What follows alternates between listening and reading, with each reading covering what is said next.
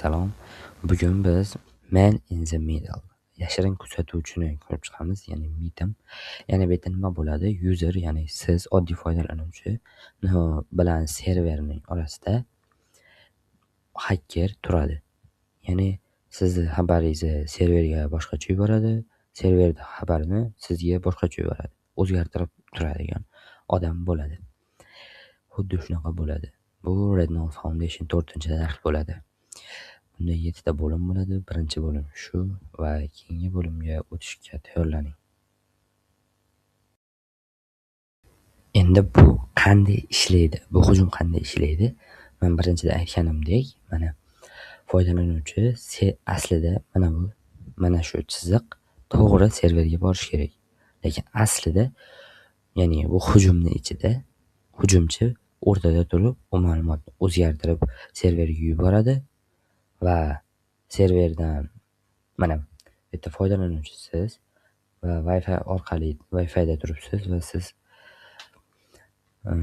bank saytiga, ya'ni bironta bankka kirmoqchi bo'lyapsiz va siz qaysi Wi-Fi'da turganingizga qaraysiz va qarashingiz kerak aslida.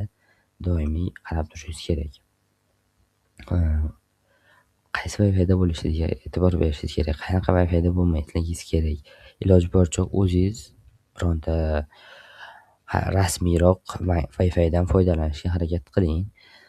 Bironta internet shuni Wi-Fi'da yo'qsiz va sizda free Wi-Fi turibdi va ulandingiz va bank saytingizga kirib, unga so'rab yuboryapsiz. Parolingizni kirityapsiz.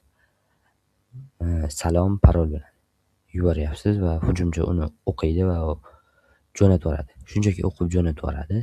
Bank sayti bo'lsa javob qaytaradi va hujumchi u javobni ozgina tahrirlaydi yoki hech nima qilmasdan yana uzatib yuboradi. Bunda sizga parolingiz o'g'irlanishi mumkin bo'ladi. Endi mitim qanday amalga oshiriladi? ARP poisoning, ya'ni main router. Nima deb tushuntirsam bo'ladi? Hacker routerda vazifasini bajaradi. Bironta Wi-Fi'ga ulanadi va o'zining kompyuterini free Wi-Fi sifatida chiqarib, sizni ulanishga majburlaydi va siz ulanasiz va keyin bironta saytlarga kirib ishlaringizni bajaraverasiz. Bemalol hech qanaqa internetda muammo bo'lmaydi va sizni Wi-Fi'siz aslida u hakkerniki bo'lib va u sizga zarar tegadi. Ya'ni sizni parollaringizni olib olish mumkin. Ya'ni keyin yana u Wi-Fi'da ishlatayotganingizda har bir saytni ko'pi HTTP emas, HTTP bo'lib qoladi. HTTPS bilan HTTPning nima farqi bor? HTTPS nima deb tushuntirsam bo'ladi? Kafolatlangan, xavfsizligi kafolatlangan. HTTP bo'lsa hech qanaqa xavfsizligi kafolatlanmagan saytlarga beriladi. Men bu yerda aytganimdek, bu xavfli narsa va bu nima uchun xavfli? Sabab, siz o'sha Wi-Fi'ga ulanasiz va bironta saytga kirib login parollaringizni kiritsangiz, u Wi-Fi'dan hakkerga boradi.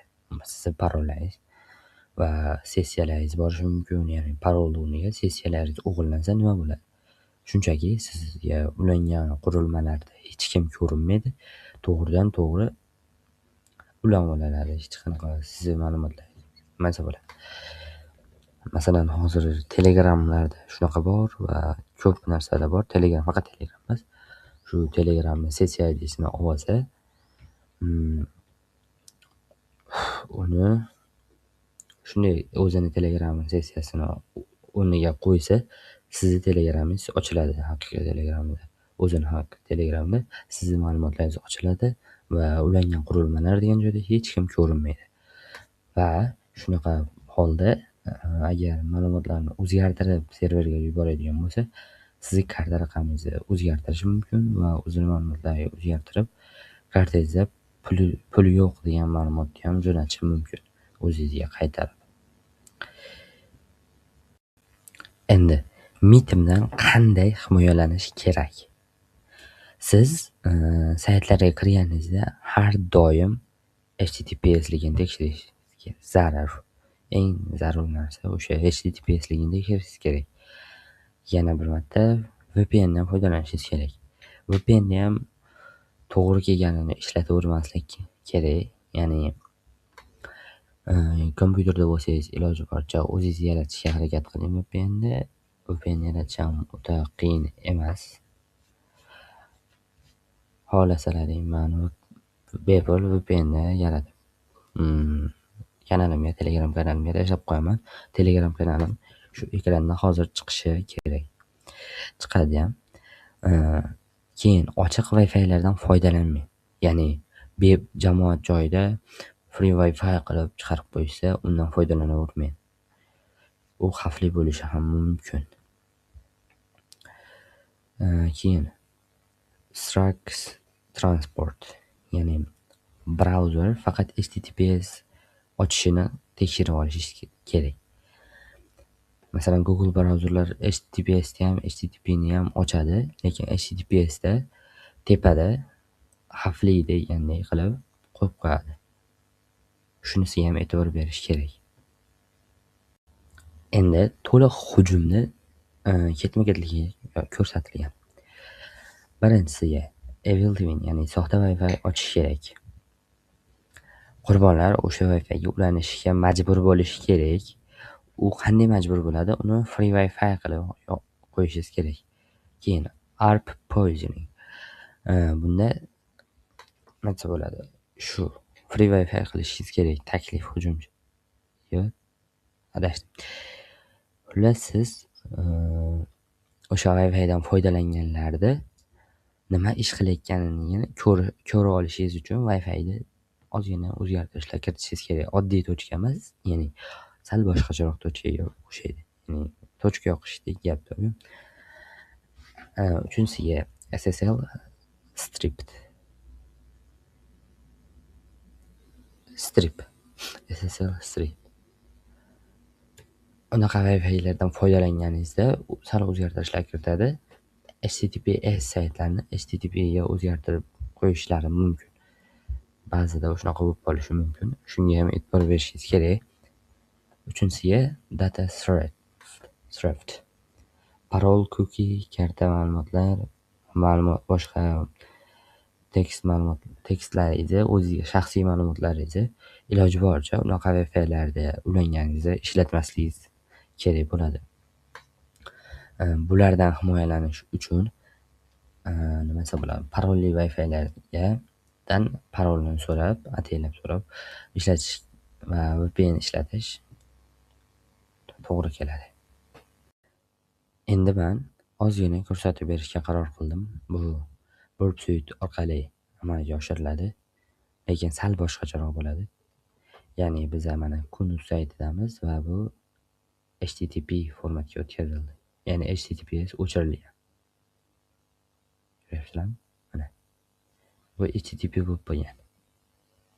Sorry, adashdim. Mana shunaqada nima bo'ladi? Masalan, bironta odam qidiruvdan foydalanmoqchi. Qidiruvga yozyapti. Masalan, 2026 deb yozamiz va qidirishdan oldin mana uni yoqib turib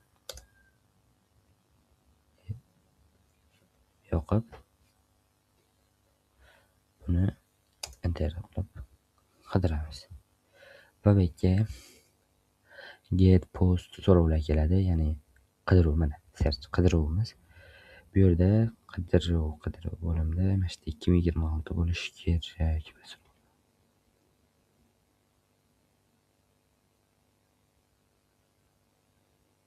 Bu yerda mana kompyuter modellarini ham ko'rsatib beradi, ko'p ma'lumotni. Mana qidiruv xuddi shuni o'chirib turib nima deb yozib bo'lsak bo'ladi. 2025 qilib forward, hammasini forward keyin uni forward bo'ldi. Bitta qidiruvda nima bo'ldi?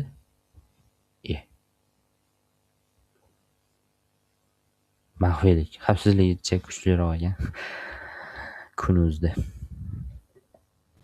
Endi mitim tarmoq xavfsizligi eng katta dushman, eng oxirgisi xulosamiz. O'sha hozir bitta olingan videoda aytib o'tganimdek, xuddi o'shanga o'xshaganda bo'ladi. Ya'ni shunaqa bir syoj kabi joyda ishlaymiz va o'shda ko'rganlaringdek HTTPS sayt, lekin HTTP bo'lib qoldi.